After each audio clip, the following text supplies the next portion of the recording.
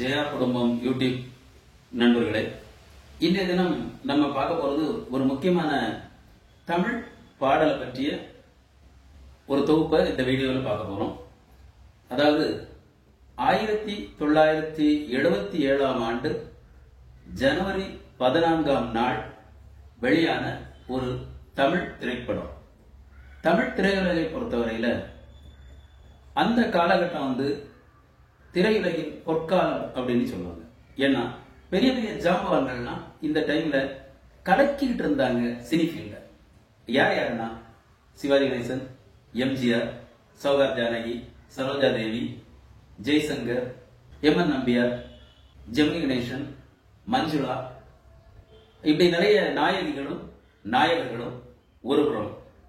அடுத்த புறம் பார்த்தீங்கன்னு சொன்னா எம்.எஸ். விஸ்வநாதன், டி. குமார், நம்ம நாகர்கோவில் கிருஷ்ணன் கோயில்ல இருந்து போன ஒரு நபர் கே.ஓ. மகாதேவன், இந்த மாதிரி இசை ஜாம்பவான்கள் இவங்க ஒரு புறம். அடுத்த புறம் பார்த்தீங்கன்னா கண்ணதாசன், வாலி என்ற எழுத்தாளர்கள், அதே மாதிரி வசனகர்த்தாக்கள், இதே மாதிரி இயக்குநர்கள், இந்த மாதிரி பெரிய பெரிய ஜாம்பவான்கள் கலக்கிக்கிட்டு இருந்த அந்த காலகட்டத்தில் வெளியான ஒரு திரைப்படம் தான் அவன் ஒரு சரித்திரம். இந்த படத்தை பாத்தீங்கன்னா இதுல நடிகர் திலகம் சிவாஜி கணேசன் அவர்கள் கதாநாயகனா நடிச்சிருக்காரு. ரொம்பவே சிறப்பா நடிச்சிருப்பாரு. இந்த கதையினுடைய அம்சமும் அப்படி. இதுல ஒரு முக்கியமான கருத்து சொல்லியிருப்பாங்க. அது என்னன்னு சொன்னா, அதாவது நம்ம நாட்டில் உள்ள உதவித்தொகையை வாங்கி அது மூலம் படிச்சு வெளிநாட்டுக்கு போய் டாக்டர் ஆகி திருப்பி நம்ம நாட்டுக்கு ஆனா அவங்க நிறைய பேர் நம்ம நாட்டுக்கு பணி செய்யாம வெளிநாட்டுல போய் திருப்பியும் பணி செய்யறாங்க. இது நம்ம நாட்டுக்கு துரோகம் அப்படிங்கிற ஒரு கருத்தை, ஒரு உயர்ந்த ஒரு கருத்தை இந்த படத்தில் சொல்லியிருப்பாங்க ஒரு இடத்துல. அதே போல இந்த படத்தோட இயக்குனர் பிரகாஷ் ராவ் படத்தை நல்ல சிறப்பா இயக்கியிருப்பார். இந்த படத்தின் நடிகர் சிவாஜி கணேசனோட மஞ்சுளா, காஞ்சனா தேவி என்ற 2 பெரிய நட்சத்திரங்கள். அவங்களோட வி.கே. ராமசாமி, சோ பண்டரிபாய், மனோரமா, ஸ்ரீகாந்த் என மற்றும் பலர் இதுல நடிச்சிருக்காங்க. எல்லாருமே அவங்க கதாபாத்திரங்களை ரொம்ப உயிரோட்டமாகவும் ரொம்ப சிறப்பாகவும் நடிச்சிருப்பாங்க. படத்தை பார்த்தீங்கன்னு சொன்னா இதுல இடம்பெற்ற ஒரு முக்கியமான பாடல் பற்றி தான் நம்ம இதை பார்க்க போறோம். அதாவது அந்த காலத்தை பொறுத்த வரைக்கும் சிச்சுவேஷனுக்கு சாங்ஸ் அப்படிங்கிறது தான் கூடுதல். படத்தோட சூழ்நிலையை சொல்லி கவிஞர்கிட்ட இந்த சூழல் இதுக்கு நீங்க பாட்டு எழுதுங்க அப்படின்னு சொல்லி கேட்பாங்க. அந்த மாதிரி கேட்கப்பட்ட ஒரு பாடல் தான். இப்ப படத்தோட சிச்சுவேஷன் என்னன்னா, மேல்நாட்டுக்கு போய் படிச்சுட்டு வரக்கூடிய கதாநாயகி ஊருக்கு வர்றா. அவளை வரவேற்கிறதுக்கு வீட்டுல தடபுடலான ஏற்பாடுகள்லாம் பண்ணி வச்சிருப்பாங்க மேல்நாட்டு முறையில். ஆனா வந்த கதாநாயகி அதான் முக்கியம். மேல்நாட்டுல போய் மேல்நாட்டு படிப்பு மட்டும் படிச்சுட்டு நம்முடைய தமிழ் குணம் மாறாமல், தமிழ் பண்பு மாறாமல், தமிழன் என்ற ஒரு இனம் உண்டு, தனியே அவருக்கு ஒரு குணம் உண்டு அப்படின்னு நம்ம வச்சிருக்கோம். அதை ப்ரூஃப் பண்ணும் விதமாக அந்த தமிழ் பண்பு மாறாத முறையில அவங்களோட படிப்பை மட்டும் படிச்சுட்டு அந்த நாயகி இங்க அந்த இடத்துல பாடுறா. இவங்க யார்? இவங்க எல்லாருமே மேல்நாட்டு கலாச்சாரத்தோட வருவான்னு எதிர்பார்ப்பாங்க. ஆனா இவங்க எதிர்பார்ப்புக்கு மாறாக நம்முடைய தமிழ் கலாச்சாரப்படி உடை அணிந்து இந்த பாடலை பாடுவதாக அமைய வேண்டும் என்ற ஒரு சூழலை நம்முடைய பேரி கவிஞன் கண்ணதாசன் அவர்களிடம் சொல்லியிருக்காங்க. அப்போ கவிஞர் போட்ட எழுதின பாட்டு தான் இந்த பாடல். அந்த பாடல் என்ன அப்படின்னு சொன்னா, வணக்கம் பலமுறை சொன்னேன் சபையினர் முன்னே தமிழ் மகள் கண்ணே. இது பாடலோட பல்லவி. சரி, சிச்சுவேஷன் இவருக்கு சொல்லியாச்சு, இவர் பாட்டு எழுதியாச்சு. இந்த சாங்க கம்போஸ் பண்றதுக்கு நம்முடைய இசை மேதை திரு எம்.எஸ். விஸ்வநாதன் அவர்கிட்ட கொடுக்குறாங்க. அவருக்கு என்னமா மியூசிக் போட்டிருக்காரு தெரியுமா? ஸ்டார்டிங்ல முதல்ல ஹீரோயின் அதுல என்டர் ஆகிறதுக்கு முன்னாடி முதல்ல அப்படியே ஒரு கோரஸ், அந்த கோரஸ் பா பபல பபல பா. இது இந்த கோரஸ் முழுக்க வெஸ்டர்ன் ஸ்டைல்ல அந்த மியூசிக் அப்படியே அமைச்சிருப்பாரு. ட்ரம்பட் வாசிச்சு வெஸ்டர்ன் ஸ்டைல்ல அந்த மியூசிக் இருக்கும்.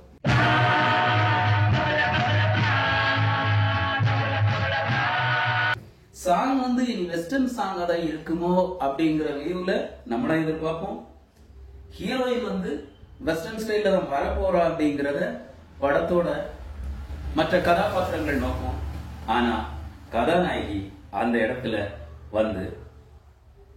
அப்படியே அந்த கோரஸ் முடிஞ்ச உடனே அதுதான் இயக்குனரோட திறமை. அந்த இயக்குனர் அதை எப்படி இயக்கியிருக்காரு பாருங்க. அந்த கோரஸ் முடிஞ்ச உடனே அப்படியே கதாநாயகி சாரியோட முந்தானை எடுத்து அப்படியே ஒரு மூடு மூடிட்டு வணக்கம் வணக்கம் வணக்கம். சரி சரி, என்ன ஒரு தமிழ் பண்பு. வணக்கம் வணக்கம் வணக்கம். எவ்வளவு ஒரு உயிரோட்டமா உணர்ச்சி பூர்வமா அதை எடுத்து காட்டியிருக்காங்க பாருங்க. நீங்க அந்த சாங் பாத்தீங்கன்னா தெரியும். அப்படி பவ்யமா அந்த முந்தானையை எடுத்து மூடிட்டு வணக்கம் வணக்கம் வணக்கம். உடனடியா எல்லாருமே கிளாப் பண்றாங்க. எதனால? அந்த கிளாப் சவுண்ட் அவர் எதுக்கு வச்சிருக்காரு எம்எஸ்வி? எல்லாரும் எதிர்பார்த்தது அவ ஃபாரின் ஸ்டைல்ல வருவாங்க. ஆனா தமிழ் பண்போட அவர் வணக்கம் வணக்கம் வணக்கம் சொல்றார். அப்ப அதை அப்ரிஷியேட் பண்ற மாதிரி, அதை பாராட்டும் விதமாக அந்த கிளாப் சவுண்ட் அதுல அமைச்சிருக்காரு பாடல். அது இன்னும் அதுக்கு மெருகூட்டு. ஒரு இசை எப்படி இருக்கணும், ஒரு இசையமைப்பாளர் அந்த கவிஞரோட வார்த்தைய எப்படி எந்த இடத்துல அழுத்தம் கொடுக்கணும், எந்த இடத்துல அழுத்தம் குறைக்கணும்ங்கிறது எம்எஸ்விக்கு நல்லா தெரியும். அந்த மியூசிக் ஒவ்வொரு இடத்தையும் பாருங்க, எந்த இடத்துல அழுத்தம் கொடுக்கணுமோ அந்த இடத்துல மியூசிக் குறைச்சுவார். சரி, இப்படி இந்த வணக்கம் வணக்கம் வணக்கம் சொல்லி முடிச்சாச்சு. கிளாஸ் சவுண்ட் முடியுது. அடுத்தது நாயகி வணக்கம் பல முறை சொன்னேன் அப்படியே போகுது பாட்டு. அப்படி போயிட்டு இருக்கும்போது ஃபர்ஸ்ட் பிஜிஎம் வருது.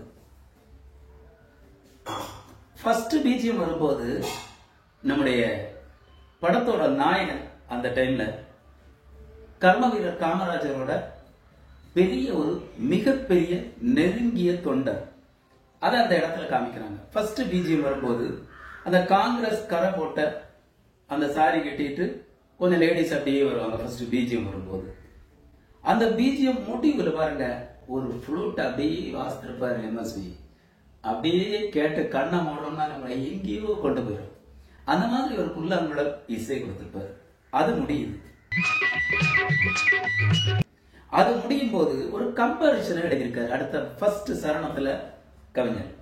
அது என்ன அப்படின்னா, மேலை நாடெங்கும் விஞ்ஞான கலைகள், அங்கு விளையாடும் அலங்கார நிலைகள், அங்கு பெண்ணில்லை பேசும் கண்ணில்லை. மேல்நாட்டு நாகரிகம் என்ன அலங்கோலமோ அப்படின்னு கொண்டு விட்டுருப்பாரு. என்ன புதுமோகமோ ஒரு கேள்வி அப்படின்னு அந்த சரணத்தை முடிச்சிருப்பார். என்ன அலங்கோலமோ என்ன புதுமோகமோ. மேல்நாட்டு கலாச்சாரம் என்ன அலங்கோலம் என்ன புதுமோகமோ அப்படின்னு ஒரு கேள்வியோட கொண்டு முடிச்சிருப்பாரு. சரி, அது முடியுது. அதுக்கு அடுத்தது செகண்ட் பிஜிஎம். அதே மாதிரி செகண்ட் பிஜிஎம்ல படத்தோட இயக்குனர் அந்த ஃபர்ஸ்ட் பிஜிஎம் நாயகி முடிக்கும் போதே நாயகன் அடுத்து பாடணும். அவர் அப்படியே ஒரு ஷார்ட் கரெக்டா வச்சிருப்பாரு. என்ட்ரன்ஸ்ல இருந்து அப்படியே பார்த்துட்டு தலையாட்டிட்டு அப்படியே கணேசன் நடந்து வருவாரு.